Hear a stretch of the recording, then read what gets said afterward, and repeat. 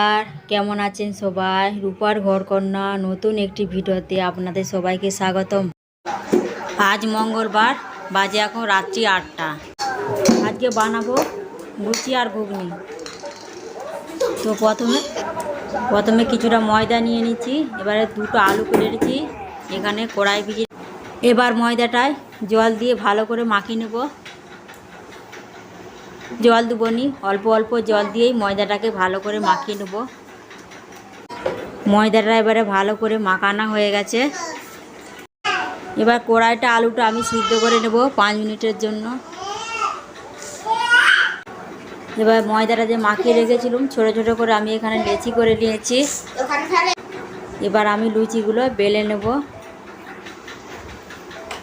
ছেলেটা যা দুষ্টুমি করছে, এখানে দেখুন সব বেলা হয়ে গেছে আমার।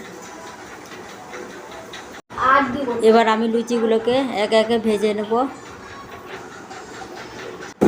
লুচিগুলো এবার সব ভাজা হয়ে গেছে। খাস্তা আর মূলো ভাজা হয়ে গেছে। এবার ওই তেলে এলাচ, লবঙ্গ, তেজপাতা এবং টমেটোটা দিয়ে দেবো। আদা দিয়ে দিচ্ছি।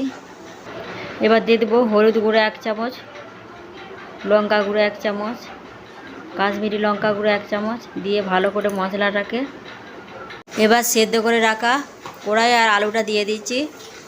মশলাটা কষা হয়ে গেছে, এবার জল দিয়ে দিচ্ছি। ছেলেটা যা বাড়াবাড় করছে, জানি ঘুগনির তরকারিটা কেমন হবে, ভালো হবে না খারাপ হবে। ঘুগনিটা হয়ে গেছে, এবার নামিয়ে নিয়েছি। ভিডিওটা শেষ পর্যন্ত দেখার জন্য ধন্যবাদ। ভালো থাকবে, সুস্থ থাকবে, সাবধানে থাকবে। জয় হিন্দ।